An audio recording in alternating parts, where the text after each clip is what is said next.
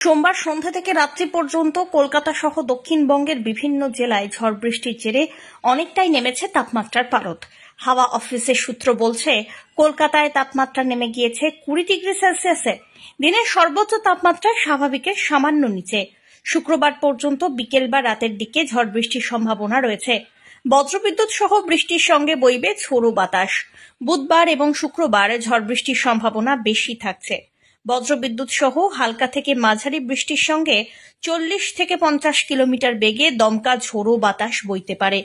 কলকাতার সর্বনিম্ন তাপমাত্রা 19.2 ডিগ্রি সেলসিয়াস। সোমবার দিনের সর্বোচ্চ তাপমাত্রা ছিল 33.8 ডিগ্রি সেলসিয়াসে। বাতাসে জলীয় বাষ্পের পরিমাণ বা আপেক্ষিক আর্দ্রতা 51 থেকে 96%। মঙ্গলবারও দিনভর দক্ষিণবঙ্গের একাধিক জেলায় বজ্রবিদ্যুৎ সহ ঝড় বৃষ্টির পূর্বাভাস জারি করেছে হাওয়া অফিস। বিক্ষিপ্তভাবে কালবৈশাখী হতে পারে কয়েকটি জেলায়। শিলাবৃষ্টি, বজ্রপাতের সম্ভাবনার কথাও শুনিয়েছে আবহাওয়া দপ্তর। রাজ্য জুড়ে আগামী 5 দিন অর্থাৎ চলতি সপ্তাহে তাপমাত্রায় বড়সড় পরিবর্তনের সম্ভাবনা নেই। ওড়িশা এবং বাংলা উপকূলে সমুদ্র উত্তাল থাকবে, রয়েছে জলোচ্ছ্বাসের আশঙ্কা। তাই আগামী কয়েকদিন মৎস্যজীবীদের সমুদ্রে যেতে নিষেধ করেছেন আবহাওয়াবিদরা। মঙ্গলবার কলকাতা থেকে নদিয়া পর্যন্ত সমস্ত জেলায় বজ্রবিদ্যুৎ সহ বৃষ্টির পূর্বাভাস রয়েছে। সঙ্গে ঘন্টায় 30 থেকে 40 কিলোমিটার বেগে ঝোড়ো হাওয়া বইতে পারে।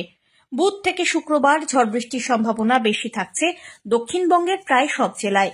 এদিকে উত্তরবঙ্গের সব জেলায় এদিনও ঝড় বৃষ্টির সম্ভাবনা রয়েছে। বুধবার থেকে বৃষ্টি কমতে পারে। বুধবার থেকে ঝড় বৃষ্টির সম্ভাবনা রয়েছে দার্জিলিং, কালিম্পং, আলিপুরদুয়ার, কোচবিহার, জলপাইগুড়ি এই 5 জেলায়। ব্যুরো রিপোর্ট, আজ বাংলা।